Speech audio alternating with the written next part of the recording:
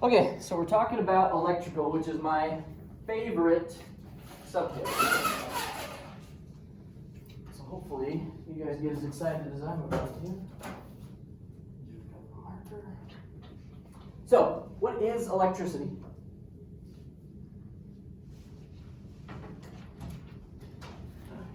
Another lost student. Don't bump that card, please. Oh. So close. What's electricity? Power current. What? Power. Like Power, okay. current. More specifically?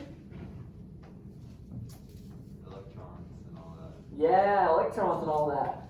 If you were to define it, it is the flow of electrons, right? What are electrons? The negative charge part of an atom. Okay. So I have, well, I drew that too big. So smaller. What's in the middle of an atom? Nucleus, Nucleus. What's inside the nucleus? neutrons and protons Good. Positive charged particles, neutral particles, and the electrons are outside. out here, right? They're in these rings called valence rings. Does anybody know the rules for the valence rings?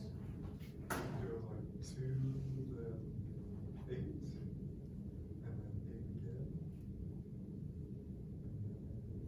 Depends on what book you read, because some books say it's 2, 8, 8, 10, and other books say it's 2, 8, 18. I don't really care. The fact is that we just need to understand how the atom works. So, if I had an atom that looked just like this, so I actually had 2 electrons, 8 electrons, 8 electrons, and 10 electrons, that would equal 28 electrons. Okay? If that atom existed, which I don't know if it does, nor do I care, I just care about, would it flow electricity?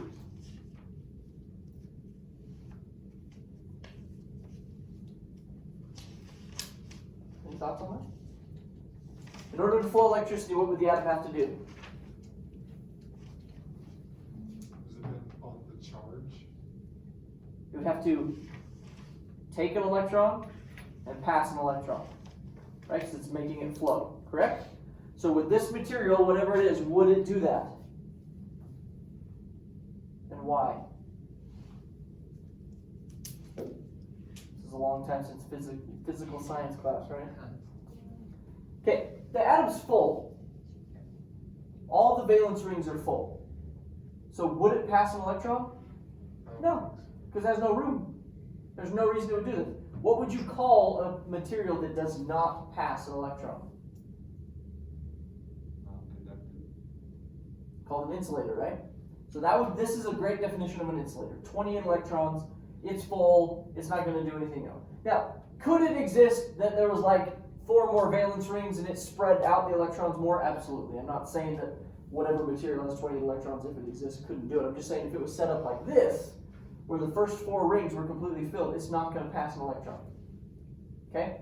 If, however, it had 1 more valence ring, and it had 1 electron out here by itself in the outside ring, would it flow? Yes, because it has tons of room to do so. And does anybody know what material has 29 electrons? It's copper. And copper is a great conductor. So, just understanding this rule right here. Based on the number of electrons in the outermost ring, we can tell if it's an insulator or a conductor. So the rule is that if you have more than 3, so 3 or greater than 3, or we should say 3 greater than or equal to 3, this is an insulator. It's not going to pass. If you have 4 exactly, it's called a semiconductor, which we're not going to talk about today, nor ever in this class.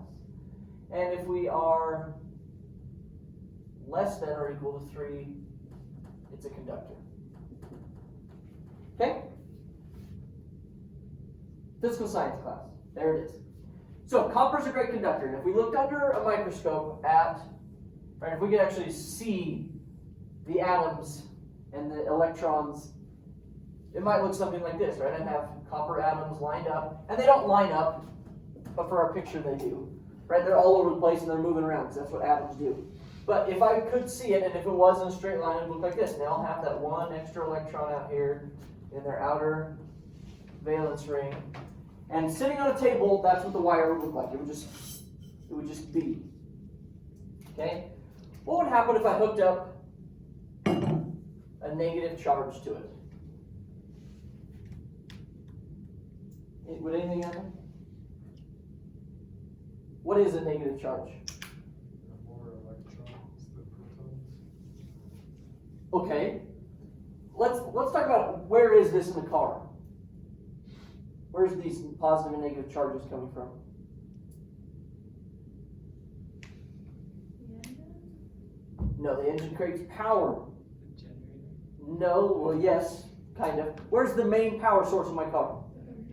The battery, thank you. So what is a battery? Box that has charge. It's got charges in it. Charges, like what are charges?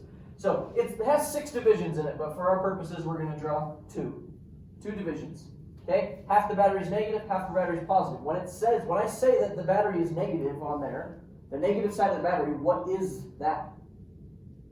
What's negative? The electrons. Yeah. So what's over here? A bunch of atoms with Negative charge. too many Electrons. electrons. What do you call those? Ions, remember this? Okay, they're negative ions. So this has a bunch of negative ions over here, and what's over on the other side of the battery?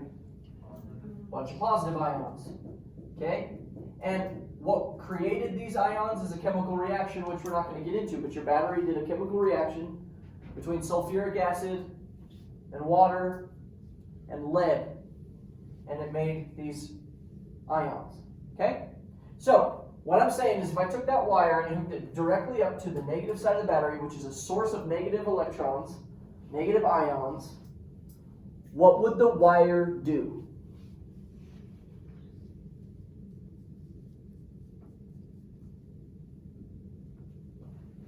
Took a wire and just hooked it to the negative of the battery. Would anything happen? No. Why? The circuit's open.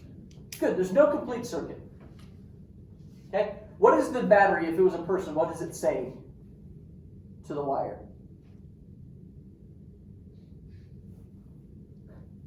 Please take these electrons, right? Because what do atoms want to do? They want to be neutral. And these are ions. None of them are neutral. They really, really want to get to neutral. This guy wants to get, all these over here want to get rid of their electrons. All these over here are begging for electrons. There's no way for them to connect unless we connect them. Right? So if I hook this wire straight to the negative of the battery, the negative is like saying, please take these electrons. But what's the copper thinking? What are the atoms in the copper wire thinking? If they had thoughts. Where do I go? Exactly, right? If I take your electron and I pass my electron and I pass mine, this guy over here is like, I'm not, because I have nowhere to give it, which then means I'm going to have an extra electron. So I'm not going to take yours, which means I'm not going to take yours, which means I'm not going to take yours, not going to take yours, not going to take yours, not going to take yours. Nothing happened. Because the electrons are smart and they're like, or the atoms are smart and say, I don't want to be not neutral. I want to stay neutral. So nothing happens. What if I hooked it to just positive? Same thing. The only difference is these guys are begging for electrons, and these guys are thinking, well, I'm not going to give you my electron, because I'll end up with no electron and I'll be negative, or I'll be positively charged. I don't want to do that. So nothing happens. But if I hook it up to both, will something happen? Yes, because I have pressure on one side, right? Peer pressure, you call it peer pressure, because one side's saying, take my electrons, and the other side's saying, give me electrons. And it's like, fine, why not? And you start passing along, as long as when we're done, everything ends up even, wire doesn't care, right? The conductor, the copper does not care, so it just starts passing electrons. Now, if it's just a wire, if I just had a wire hooked up, what would happen to that wire if I did that? I just set a wire on the positive and negative of the battery by itself.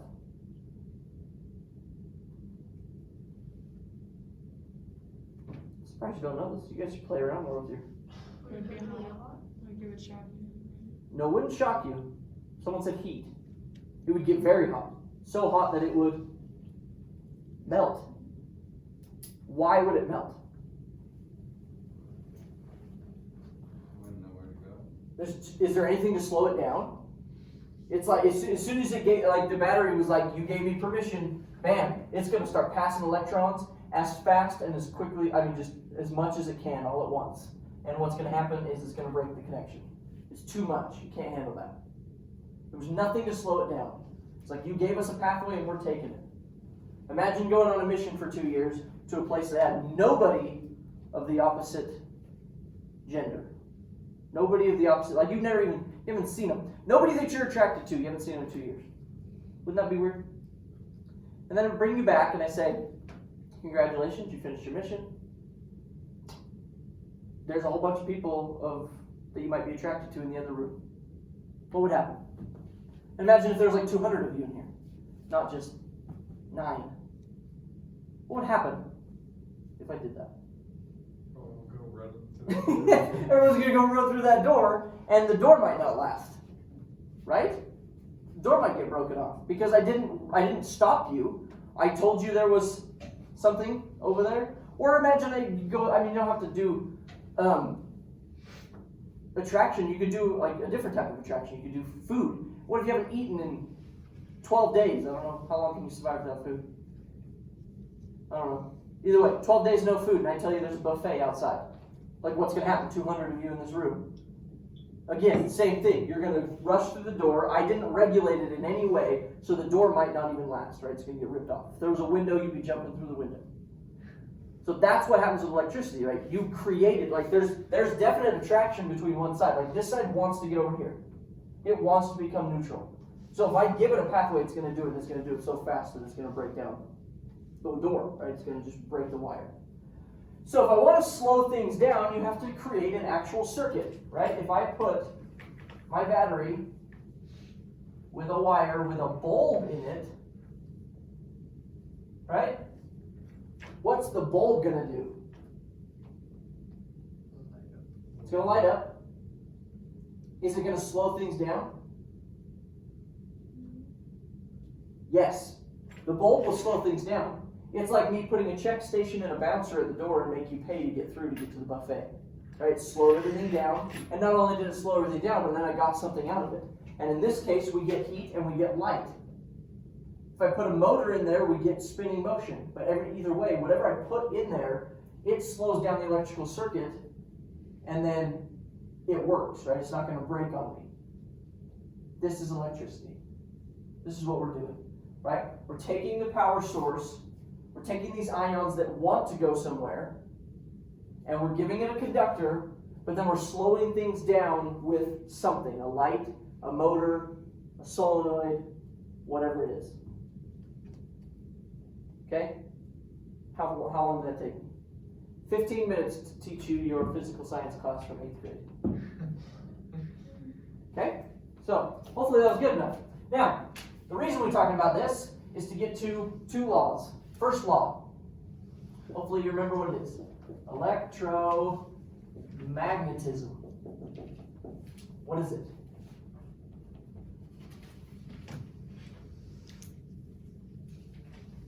Nothing?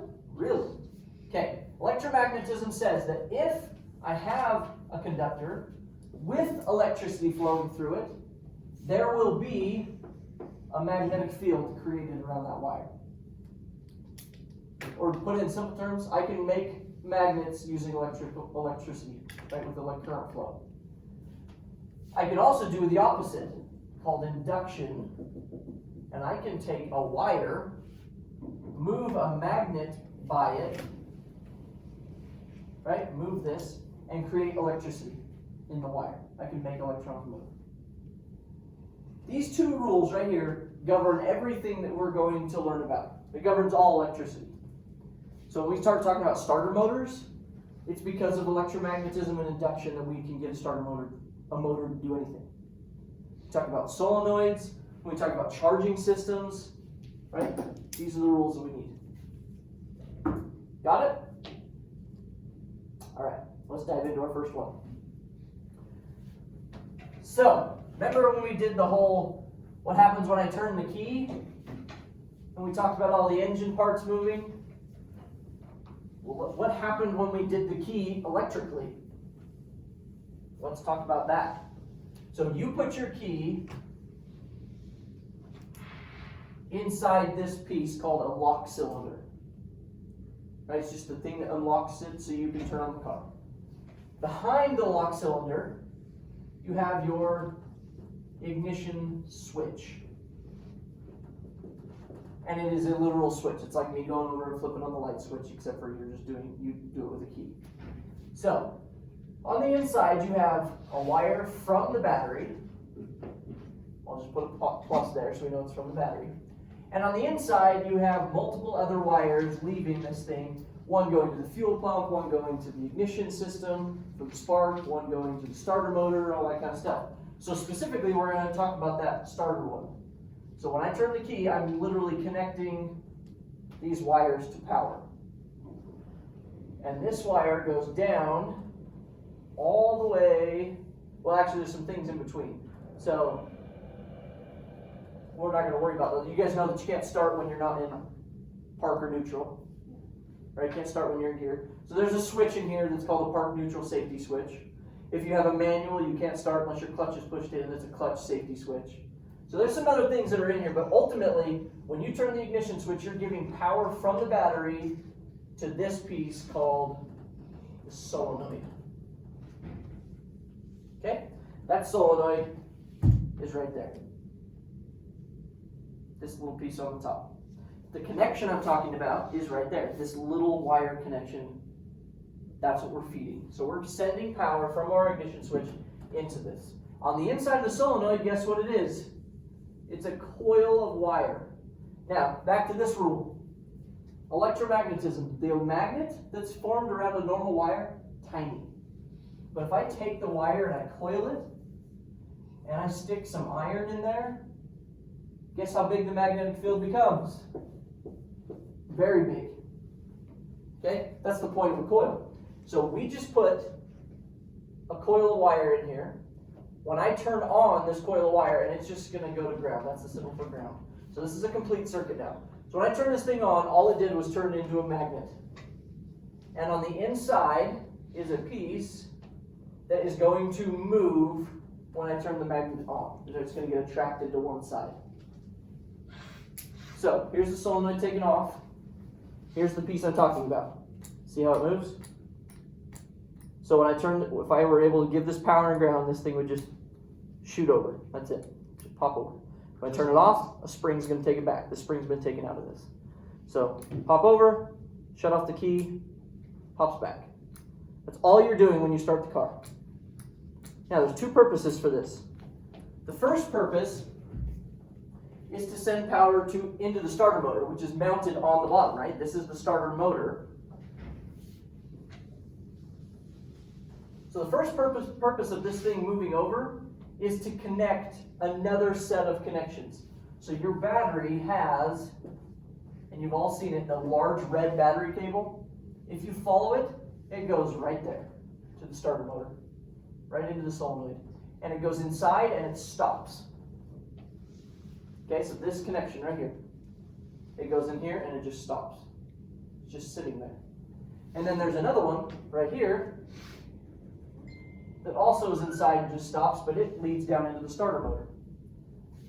So, one of the purposes of this solenoid is to suck this over, and when it touches both of them, it makes a connection so that battery power can flow down and through into your starter motor.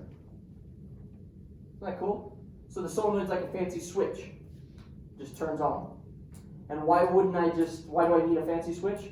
Because have you seen the size of the battery cable? What does the size of the battery cable tell you about how much electricity is in there? Yeah. Do you really want to run because some people might say, well, why do I need the solenoid? Why can't my ignition switch just give power straight to the starter motor? And the answer is because you'd have to have that large battery cable run from the battery up to your ignition switch, back out and down to the starter motor.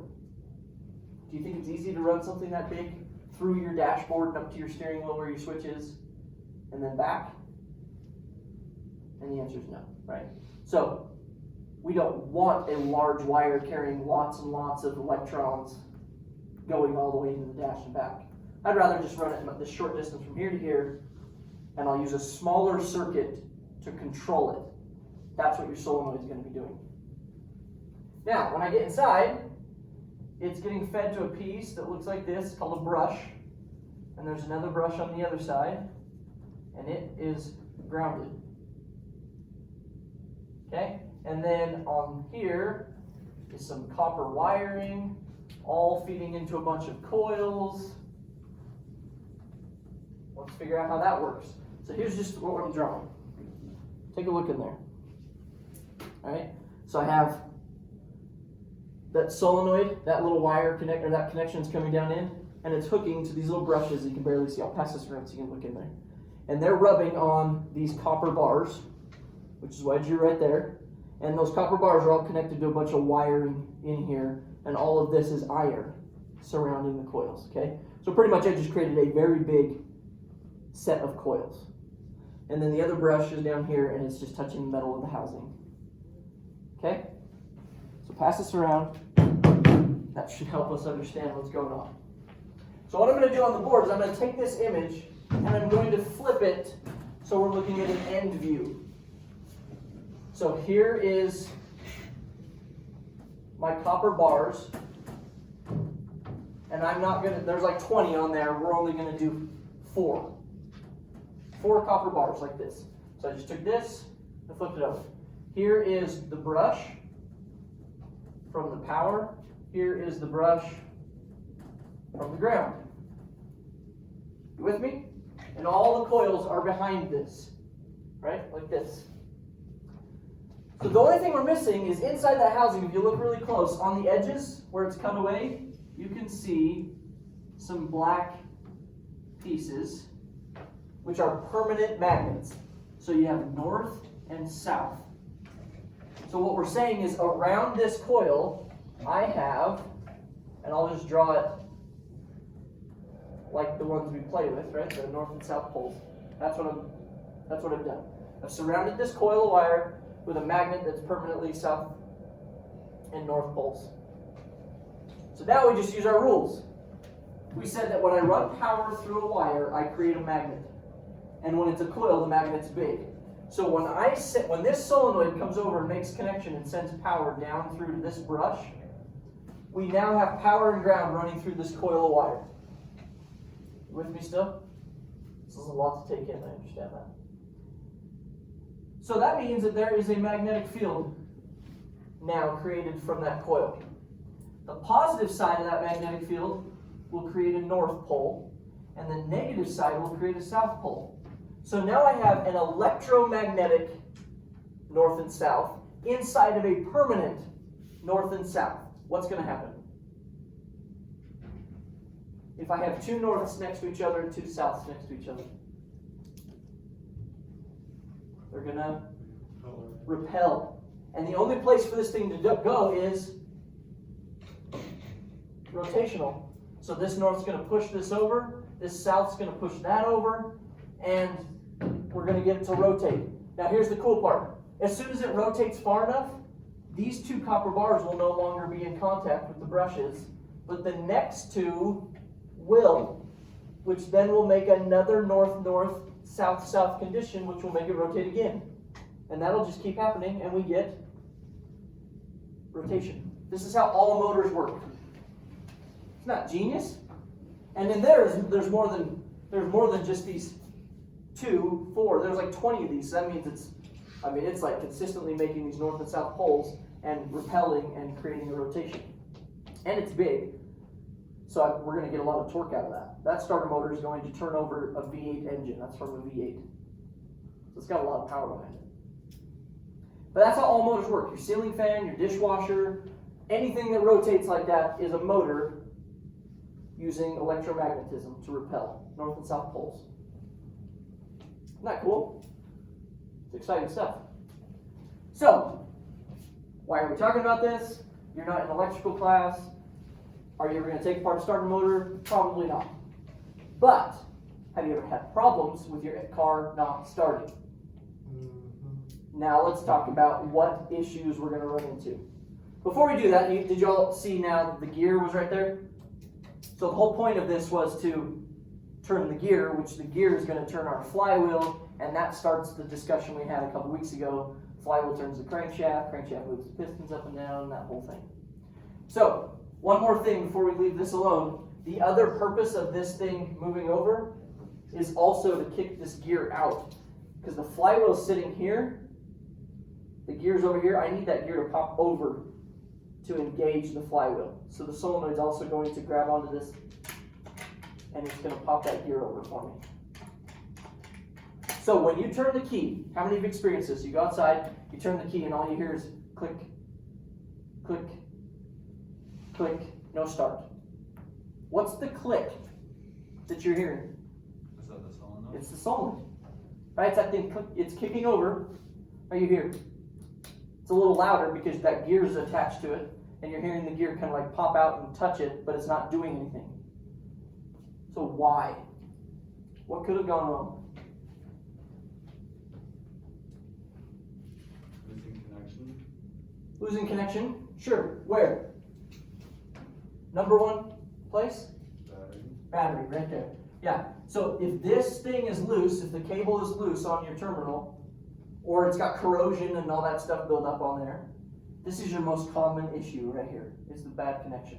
Now, in terms of electricity, what did we create by having a loose connection right there? What if I put a canal right here, a decent sized one, like a 6 foot wide canal, on the way to the buffet outside? Is it as easy to get across? No, so this is the loose connection, right? You have to like work to get over here, and by the time you work to get over, how much energy do you have left to go out there and eat? See what I'm saying? That's exactly what the problem is here. If I have a loose connection, I'm losing a lot of my energy before I even get here. Therefore, there's not enough to turn the starter motor. I lost it all back here. Same thing with corrosion. Corrosion is like, it's something that's like blocking the electrical flow before it gets to the thing it's made to do, and it just ruins it. It's called resistance. All right? So that's the most common one. What else could it be?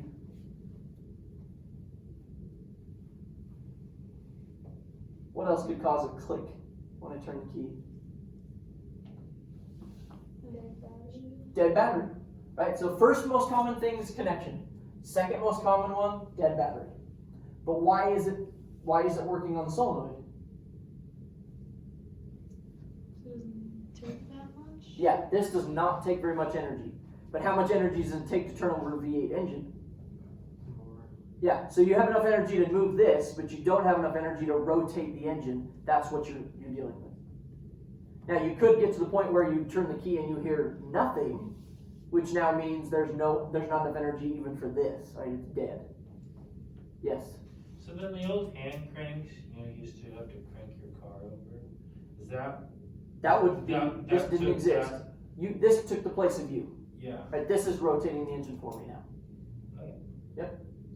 So could you, in theory, if you really wanted to, crank it, like jerry rig it to where you had to crank it to start it?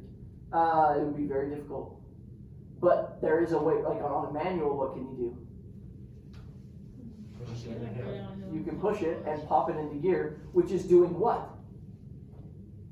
This is, and we haven't talked about this yet, but we talked about everything in the engine and how the flywheel was at the back of the engine. But I also told you that what mounts to the back of the engine? My transmission, right? And the transmission is also connected to that flywheel. So if I get it rolling, right, put it in neutral and I just roll it down a hill really, really fast. And then I throw it into gear, all of a sudden my transmission is now hooked to the wheels, which are moving, and the transmission is also hooked to the flywheel, right? I can pop the clutch. Right? You do it in gear. I do it in gear. Third gear, go down a hill, and then that means my wheels are spinning everything in the transmission, and then all of a sudden I let go of the clutch, and the clutch thing grabs onto the engine all at once and starts spinning it. Isn't that the same thing this did? That's why that works. It doesn't work in an automatic though. It's only manuals. So, I mean, I guess you could try to figure something out. I mean, sure, it's possible. I just don't know. The gearing would be pretty intense to turn over a V8 engine. Because the old crank engines, those were little 4-cylinders. And everything was on the front and you did it. I don't know how hard it would be to spin a V8 fast enough. This will spin your engine about 200 RPM to get it started. And then once it starts, you all know it's running at like 600 to 700 when you're idle. So, all right. Any questions about the function of this thing? Again, you're not getting tested on it, and you're not taking it apart and putting it back together. You generally understand that there is coils creating magnetic fields. Good. So, besides the battery, the number one problem with starter motors is these brushes are eventually going to wear out. Once the brush is worn out, it no longer touches these coils, and so therefore no magnetic field, nothing happens. So motors do wear out because the brushes wear out. Or even the copper bars themselves could start getting worn out because they're constantly rotating and stuff. That means you'll need to get a new starter. Yes? What if your vehicle is hit and miss with like turning over? Like when you start it and it just clicks. Mine has been doing that recently, but it's always, sometimes it'll turn on, sometimes it won't. What makes it turn on? When you I finally get don't it know, to turn on? sometimes I'll just like pull on the steering wheel. But really just. Yeah, that sounds more like an ignition switch problem up here, which could be, right, this could also cause issues. But if you're getting to the point where, if I could actually turn it and make it click, click, click, and then eventually it starts, that sounds weird. That sounds like a loose connection somewhere, I just don't know what's making it reconnect. That happened to my car. We had to replace the whole ignition. The ignition switch. The whole ignition switch and all that. Yeah. Great. Because eventually it stopped. And that might be it. That could be it. The other thing that can wear out your starter motor is it has bearings on each side. If this thing's spinning, there's bearings or bushings on each end.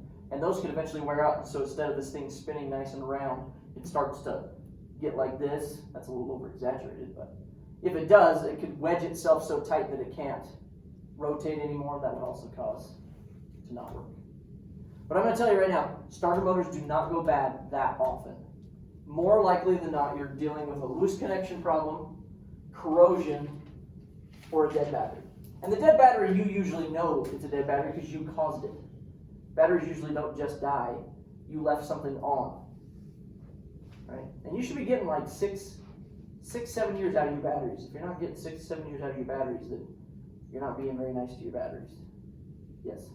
So if it's like cold morning and like your electricity and stuff, like it still starts, but it's just like like it takes a minute, is that still battery or what is that? Okay, so in the winter, you got to think about what's happening. Your oil's thick, it's all in the pan, and all of your parts are just like they're cold. Everything's just cold. The battery also has more trouble pushing current in the cold weather. Now, if it's fully charged and it's a good battery, it still should be able to do it. It's rated to do it. And so on your battery, it will tell you how many, it's called cranking amps, CA, and then there's CCA, which is cold cranking amps. It tells you how many amps it should be able to push out at sub-zero temperatures. So, like my car, for example, it has 650 cold cranking amps. And for my little 4-cylinder engine, that's plenty. But as your battery gets older, its capacity, its ability to push out that many amps just gradually just goes down and down and down. But like I said, you should still be able to get like 6 years out of that battery. But it is more difficult in the winter for that reason, like the oil and all that stuff.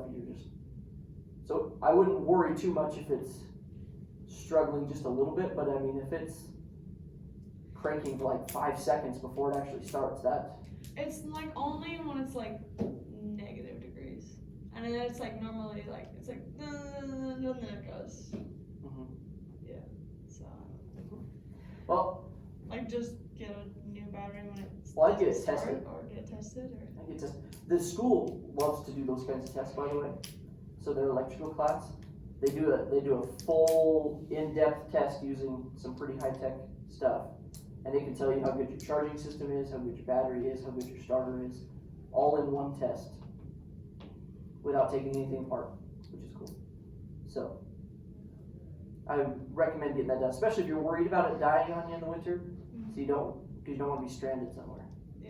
Okay, so kind of similar to that, like I went to start up my car today to drive to this class, and it's a push button, so I press the button, and it kind of starts to go, and then it stops. And then I press the button again, and then it warms up, and then it starts up. But that first time, it doesn't start up. Like it like sounds like it's trying, I can see like the RPMs are going up, but then it just goes back down, like just dies basically. And I press again, and it starts up. I don't know if that's battery, I don't know what that Does is. it sound like it starts kind of and it just doesn't stay running? Yeah, it sounds like it's almost about to turn over, and then it gets down. And then I press it again, and then it like slowly turns over, and then it turns over. So the interesting thing about the push button starts is they're programmed to crank for a certain amount of time. It's all in the programming. So if it's going to take like 1 second longer of cranking to get it started because it's cold, it won't do it. Some of them do it based on like it actually it'll crank long enough to sense. Well, it won't hurt itself. It won't crank long enough it'll break itself, but it cranks long enough until it senses the RPMs picked up and started. You know. So that one, that's interesting. Yeah. But I would still, I think I would recommend the same thing. I'd bring it up here. You can take it somewhere else, but these guys do it for free, I think. I haven't been in that class for a while, but Yeah, I'm not really sure what it is. I They know it would- needs some like cleaning done on it, because Yeah. it's got some carbon buildup, because it's just what happens with that engine. So Yeah. it might be that, might be this. maybe. But I highly recommend getting it in to get a full system, Yeah. like a full battery charging starting system test done on it. And then you know it, and then that'll give you an idea of everything, how everything's working.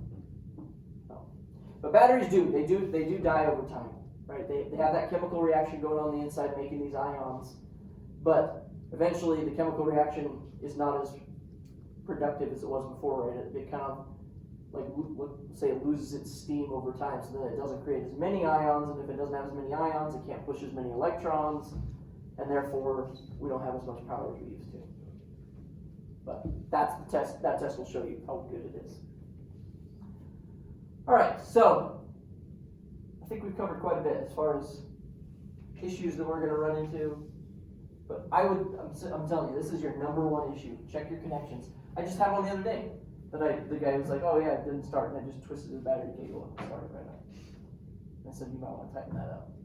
That's all it was. So, all right, now that we've done starter motors, the cool thing about motors is they all work like this. So your window motor works just like this. It doesn't have a solenoid, but it still has a motor. Looks the exact same on the inside, just smaller. And that will roll up your window and roll down your window. Okay, your wiper motor, same thing.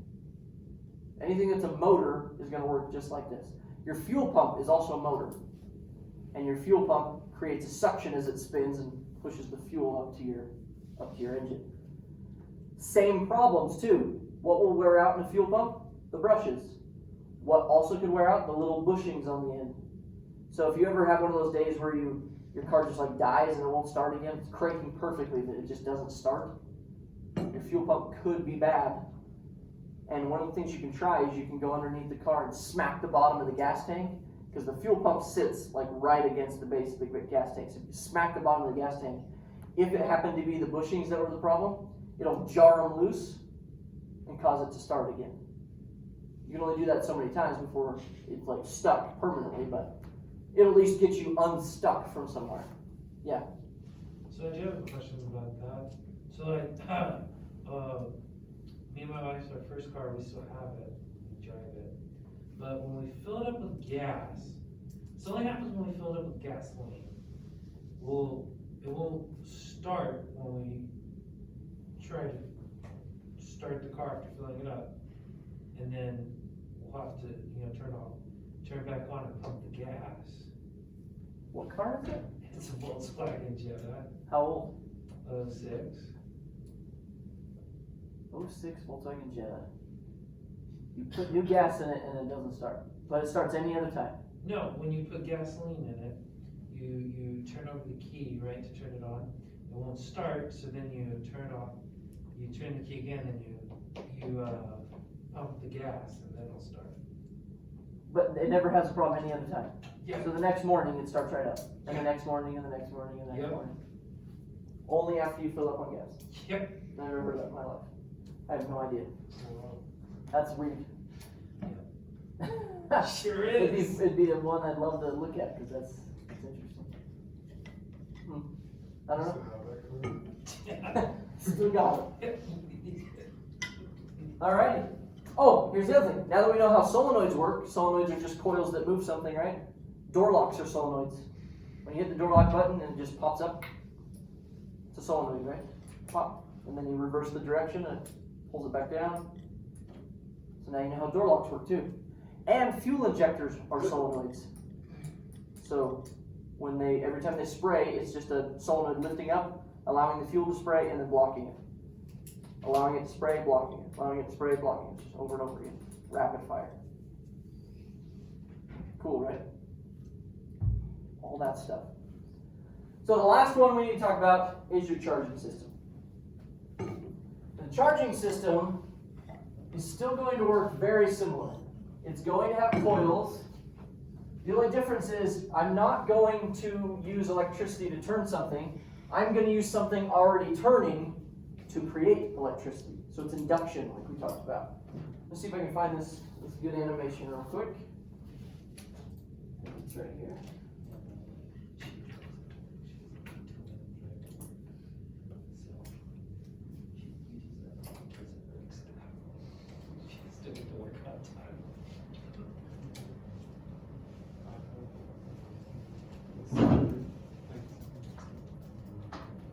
Alternator provides electrical power to the vehicle when it is running. The main components of the alternator are the voltage regulator, diode bridge rectifier, stator, rotor, and the case. Okay, so here's our parts. So this time it's a little different than the starter motor. The starter motor had a bunch of copper bars on it, right? This one only has 2 copper pieces, and they're not bars, they're full rings right here. There's 2 of them, they're called slip rings. And they still have brushes riding on them. And so we're going to feed in a power and a ground wire to this piece on the inside, riding on these little slip rings, so this thing's going to be spinning. Now, there's a pulley right here attached to the front of this. So if my engine is running, this thing right here is spinning with the engine, right? Now, since I gave it power and ground, this creates a magnetic field. But the way that they did the iron on here was genius, because what it does is it creates a north pole, south pole, north pole, south pole, north pole, and it goes all the way around. So I have these alternating north and south poles. If I drew it from a side view, what did I do with the marker? If I drew it from a side view, here's my rotor, you'd have a magnetic field coming out with the north, and then you'd have a magnetic field kind of protruding out with the south, magnetic field north, and so you have these like magnetic fields sweeping around in a circular motion. Okay? Now, this rotor sits inside of this piece, which is called a stator, which is stationary. That's where they get the name stator. So it's another set of coils, but they're not doing anything.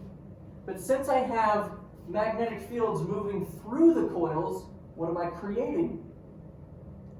Electricity. That's induction, right? So I'm moving those magnetic fields through these wires, and I'm creating electricity in these wires. So simple. And then all I have to do is send that electricity through this piece, which is called a rectifier, because the electricity it's going to create because of the north and south is going to look like this. What kind of wave is that? One that goes positive and then negative. Wow, you guys need to go back to math class. That's a sine wave. Okay? Now the problem with the sine wave is I don't want negative current going to my battery. I only want positive current going to my battery. This is called alternating current, AC.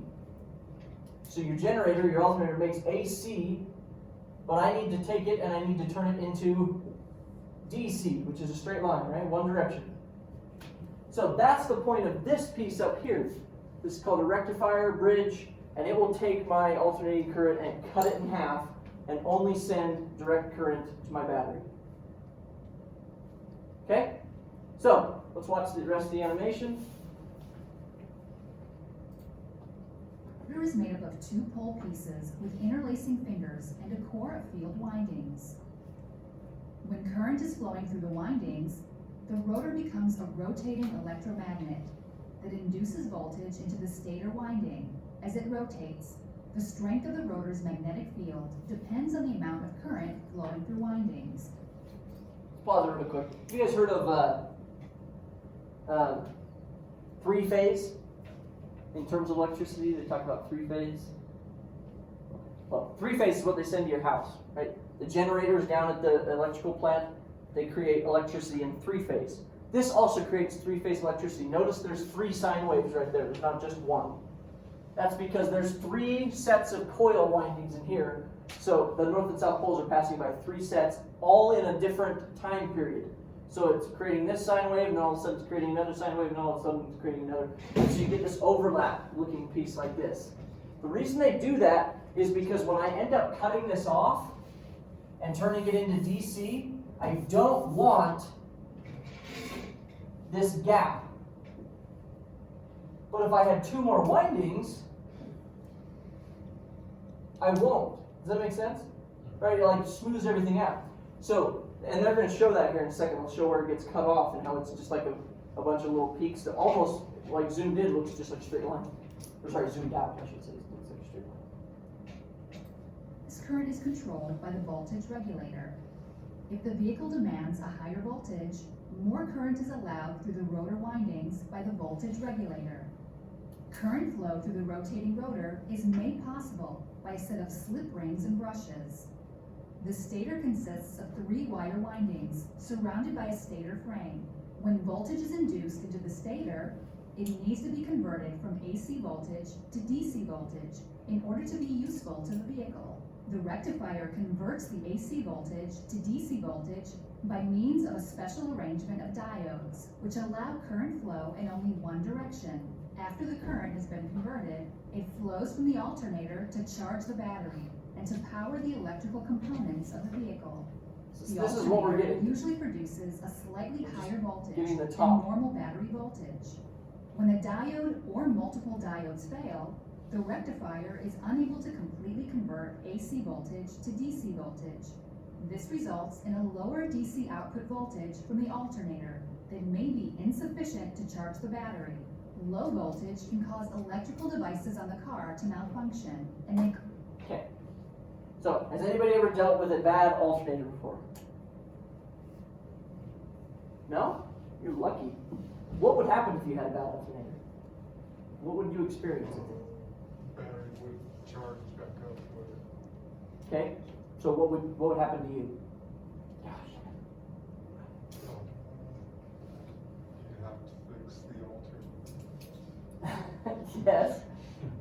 But you would just, what would you notice? Like, you're driving down the road, and what happens? Car stops. Just Your car stops. That's exactly right. The car dies. So you're driving, and you'll notice some things first, and you'll notice it more when it's at night because more things are turned on. So you're driving, let's say you're driving at night, headlights are on, your dash lights are on, your radio's playing, your heater's blowing, alternator goes out. Okay? The alternator is what's running everything on your car when the car's on. When you just key on, the battery's doing it. But once the car's running, the alternator's doing it. So if the alternator just goes away, it's going to start pulling it out of the battery. Now the battery can only last so long before it is drained. So you're sitting there driving, charging system goes bad. You don't notice, but you're going to start noticing because the radio's going to start turning in and out. The lights are going to start getting dimmer, maybe flickering a little bit. Headlights flickering outside, and then all of a sudden it just cuts out and you die. And you pull over on the side of the road. Okay? Hopefully that doesn't happen to you. So, things to watch. Is there a gauge on your dash that says battery voltage? Yes? All modern cars do. If you have something older, you might just have like a light that pops on to warn you. But the gauge gives you a range usually up to like 18 or 19 volts, down to like 12 volts.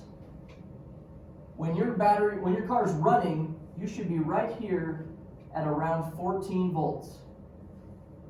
And that's what your charging system does, is it runs at around 13.5 to 15 volts, so right there in that 14 volt range. You keep an eye on that and make sure that stays there. That's just a good thing to watch. If the gauge starts going down, something's going on with the charging system, it's not charging the battery. It's not doing its job. So the sole purpose of the alternator is not to charge the battery. They call it the charging system, but it's kind of I think it's a deceiving name. The job of the alternator is to run all the accessories on your car and not let the battery do it. What's the battery's purpose? To start the car, exactly. So the battery starts the car. It dumps a whole bunch of energy into the starter to get it going. And then as soon as it's running, the alternator says, okay, let me put some of that energy back into the battery while I continue to run everything over here on the car. And then once the battery's good on its own, it's like, okay, I'll just a little bit of maintenance. I'll just dump in a little bit of electrons here, but for the most part, I'm running everything on the car. Okay, so will a charging system charge your battery? Yes, right? If I had to jump start it because I left the lights on for 3 hours and I go on a drive for like a couple hours, will it eventually charge up my battery? Yes, it will. Very slowly. It's not there to charge your battery though. Okay, so if I jump start my car and I go straight home, that's a 2-minute drive away, I didn't give it any time to do anything, so my battery's still pretty much dead. I used the other car to start my car, and I drove 2 minutes home, so it might not start again when I get home, because I didn't run it long enough to charge it. So I either need to put it on a charger, or I need to drive it longer. Okay? So the number one thing, or the number, I'd say the number one thing you look for on the charging system is just making sure that your voltage gauge is good. Okay, the other thing you can check is your belts, right? It's the belt that turns this, so make sure your belts are in good shape. Because if the belt is old and it's slipping on the pulley, or the tension's not right, so it's slipping on the pulley, any of those things, it's going to cause this to underperform. So check your belts, make sure you get those things taken care of. Buy a multimeter, right? Remember, didn't we talk about buying that little cheap multimeter last week? Buy that cheap multimeter and measure the voltage on your battery while the engine's running, and you can see that it's running around 14 volts. That would be a good thing. It's not a full test. It doesn't prove everything is perfect, but it does prove that, for the most part, it's doing its job. So that might be something you do. Like I said, $5, $10 or something for those little cheap multimeters at Harbor Freight. And then you can do a couple tests with them. But isn't it cool how it works? It's just all induction, right? Coils of wire creating magnetic fields, and then those magnetic fields moving through another set of coils, creating electricity. And this is how all generators work, down at the plant and in your car. Yeah? This is sound like a dumb question, but does it do the same thing in idle, or does it just pull from the battery the whole time in idle? Nope. If it's running, it's the alternator. Always. Yep. Now I will say, if I do something that overloads the alternator, right? The alternator